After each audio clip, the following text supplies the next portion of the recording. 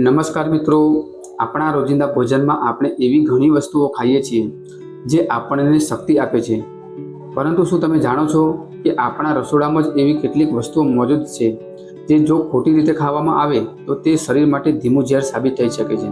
હા, અમુક કિસ્સાઓમાં તે જીવલેણ પણ બની શકે છે। હર હર મહાદેવ અને જય શ્રી કૃષ્ણ મિત્રો, આપણી ચેનલ આરોગ્ય હેલ્થ ટિપ્સમાં આપ સૌનું હાર્દિક સ્વાગત છે। જો આ ચેનલ પર પહેલીવાર આવ્યા હોય તો ચેનલને સબસ્ક્રાઇબ જરૂર કરી દેજો અને જો વિડીયો ગમે તો પરિવાર અને મિત્રો સાથે શેર કરવાનું બિલકુલ ભૂલતા નહીં। આ ચેનલનો એક જ હેતુ છે તમને આયુર્વેદ અને પ્રકૃતિની સાચી સમજ આપીને એક તંદુરસ્ત અને રોગમુક્ત જીવન તરફ લઈ જવા। આજે આ વિડીયોમાં હું તમને એવી 5 ખાદ્ય વસ્તુઓ વિશે જણાવીશ જે તમારા સ્વાસ્થ્ય માટે અત્યંત ઘાતક સાબિત થઈ શકે છે અને તેનાથી તમારે હંમેશા અંતર રાખવું જોઈએ। તો ચાલો મિત્રો, સમય બગાડ્યા વિના વિડીયો શરૂ કરીએ અને આ 5 વસ્તુ વિશે વિગતવાર સમજીએ। નંબર 1, લીલા બટાકા। આપણા લિસ્ટમાં પહેલી વસ્તુ છે લીલા બટાકા। ઘણીવાર શાકભાજી લેતી વખતે આપણને એવા બટાકા જોવા મળે છે જેનો અમુક ભાગ લીલો પડી ગયો હોય અથવા તો તે આખા લીલા હોય છે। વાસ્તવમાં આ લીલા બટાકા 2 વસ્તુ હોય છે, એક ક્લોરોફિલ જેના કારણે લીલો રંગ આવે છે અને બીજું છે સોલેનિન નામનું તત્વ।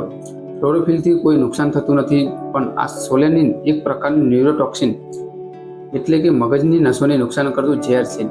જો આ લીલો ભાગ પેટમાં વયો જાય તો માથાનો અસહ્ય દુખાવો, ઉબકા આવવા, ઉલટી થવી, પેટમાં આંતરિક રક્તસ્રાવ થવો, લકવો થવા જેવા ગંભીર લક્ષણો દેખાઈ શકે છે। જો બટાકો આખો લીલો હોય તો તેને તરત જ કચરાપેટીમાં ફેંકી દેવો હિતાવહ છે, પણ જો બટાકાનો માત્ર એક નાનો ભાગ જ લીલો હોય તો તે તમે ભાગથી ઊંડેથી કાપીને બાકીના સારા બટાકાનો ઉપયોગ કરી શકો છો, કારણ કે આ ઝેર માત્ર લીલા ભાગના પૂરતું જ સીમિત હોય છે। એક સંશોધન પ્રમાણે જો કોઈ વ્યક્તિ ભૂલથી 450 ગ્રામ જેટલા પૂરેપૂરા લીલા બટાકા ખાઈ લે તો શરીરમાં એટલું ઝેર ફેલાઈ જાય છે કે એક સ્વસ્થ માણસનું મૃત્યુ પણ થઈ શકે છે। નંબર 2, જાયફળ। બીજી વસ્તુ છે મિત્રો જાયફળ। આપણા ઘરોમાં ગરમ મસાલા તરીકે જાયફળનો ભરપૂર ઉપયોગ થાય છે। આ જાયફળની અંદર માયરિસ્ટિસિન નામનું એક સક્રિય તત્વ હોય છે। જ્યારે આ તત્વ આપણા શરીરમાં જઈને પાચન પ્રક્રિયામાં પ્રસાર થાય છે ત્યારે તે આપણા ચેતાતંત્ર એટલે કે નર્વસ સિસ્ટમ પર સીધી અસર કરે છે।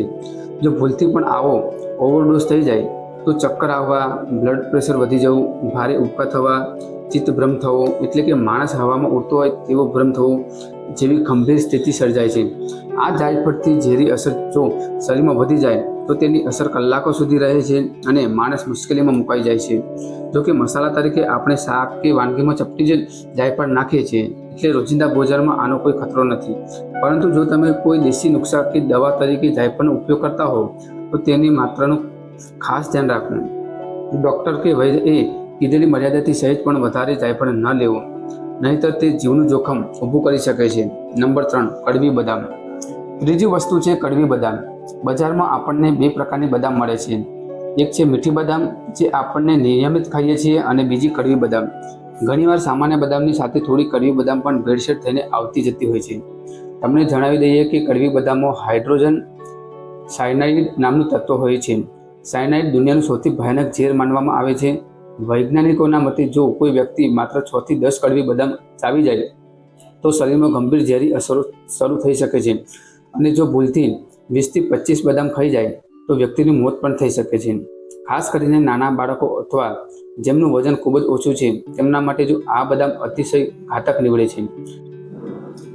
એટલા માટે જો ખાતી વખતે કોઈ બદામ સહેજ પણ કડવી લાગે તો તેને તરત જ થૂંકી નાખવી અને ક્યારેય પણ સસ્તાના ચક્કરમાં આવીને ખરાબ ક્વોલિટીની બદામ ન ખરીદવી। નંબર 4, અધકચરી રાંધેલી લાલ રાજમા। ચોથો મોટો ખતરો છે અધકચરી રાંધેલી લાલ રાજમા। રાજમા ખાવામાં ખૂબ સ્વાદિષ્ટ લાગે છે, પણ કાચી કે અધૂરી પાકેલી રાજમામાં લેક્ટિન નામનું ઝેરી તત્વ હોય છે।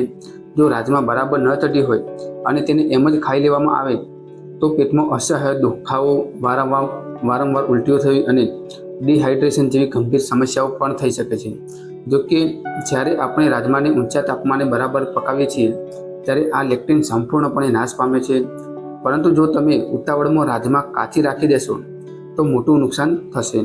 રિપોર્ટ અનુસાર કાચી રાજમાના માત્ર 5 થી 6 દાણા પણ માણસને હોસ્પિટલ ભેગા કરવા માટે પૂરતા છે। કેટલાક લોકો એવું વિચારે છે કે માત્ર પલાળી રાખવાથી રાજમા સેફ થઈ જાય છે, પણ એવું નથી. અધૂરી રાંધેલી રાજમામાં આ ઝેરનું પ્રમાણ 5 ગણું વધી જાય છે. તેથી રાજમા બનાવતા પહેલાં તેને કમસે કમ 2 કલાક પાણીમાં પલાળો અને કુકરમાં બરાબર ઘડી જાય ત્યાં સુધી જ સીટી વગાડો. નંબર 5, ખીરવાળા ચોખા બ્રાઉન રાઈસ. પાંચમી અને છેલ્લી વસ્તુ છે ખીરવાળા ચોખા, જેને આપણે બધા બ્રાઉન રાઈસ તરીકે ઓળખીએ છીએ. ફિટનેસ લવર્સ આ ચોખાને ખૂબ હેલ્ધી માને છે, પણ જો તેની રાંધવાની રીત ખોટી હોય તો તે કેન્સર જેવી બીમારીનું કારણ પણ બની શકે છે. વાસ્તવમાં ચોખાના પાકમાં જંતુનાશક દવાઓ અને રાસાયણિક ખાતરોનો પુષ્કળ ઉપયોગ થાય છે, જેના લીધે તેમાં આર્સેનિક નામનું કેમિકલ જમા થાય છે. ચોખાની એ પ્રકૃતિ છે કે જમીનમાંથી આ ઝેરી કેમિકલને સૌથી વધુ શોષી લે છે. જ્યારે આપણે આવા ચોખા રોજ ખાઈએ છીએ ત્યારે આ આર્સેનિક શરીરમાંથી બહાર નીકળવાને બદલે અંદર જમા થતું જાય છે અને લાંબા ગાળે કેન્સરનું સ્વરૂપ લે છે. સફેદ ચોખા તો પ્રોસેસ થઈને સાફ થઈ જાય છે, એટલે તેમાં આ કેમિકલ ઓછું હોય છે, પણ બ્રાઉન રાઈસ કુદરતી હોવાથી તેમાં આર્સેનિકનું પ્રમાણ ઘણું વધારે હોય છે. આનાથી બચવાનો ઉપાય શું? ચોખાને વાપરતા પહેલાં સાફ પીવાના પાણીથી હાથ વડે બરાબર મસળીને 5 થી 6 વાર ધોઈ નાખો. ત્યારબાદ તેને રાંધતા પહેલાં અડધો કલાક પાણીમાં પલાળી રાખો અને એ પલાળેલું પાણી ફેંકીને નવા પાણીમાં જ ચોખાને રાંધો. આ દેશી રીત અપનાવવાથી ચોખાનું બધું ઝેરી તત્વ બહાર નીકળી જશે અને તમે તેને સુરક્ષિત રીતે ખાઈ શકશો. તો મિત્રો, આ હતી રસોડામાં એવી 5 વસ્તુઓ જેનાથી આપણે સાવધ રહેવું જરૂરી છે. આશા રાખું છું કે આજની આ માહિતી તમને ખૂબ ઉપયોગી લાગી હશે. જો આ વિડીયો ગમ્યો હોય તો તેને એક લાઈક ચોક્કસ કરજો અને તમારા સ્નેહજનોના સ્વાસ્થ્ય માટે આ વિડીયોને શેર કરવાનું બિલકુલ ભૂલતા નહીં. ચેનલ પર જો નવા આવ્યા હોય તો આવી જ અવનવી હેલ્થ ટિપ્સ માટે આપણી ચેનલને હમણાં જ સબસ્ક્રાઈબ કરી લો અને ઘંટડીનું નિશાન દબાવી દેજો. તમારા કોઈ પણ પ્રશ્નો હોય તો નીચે કમેન્ટમાં મને પૂછી શકો છો.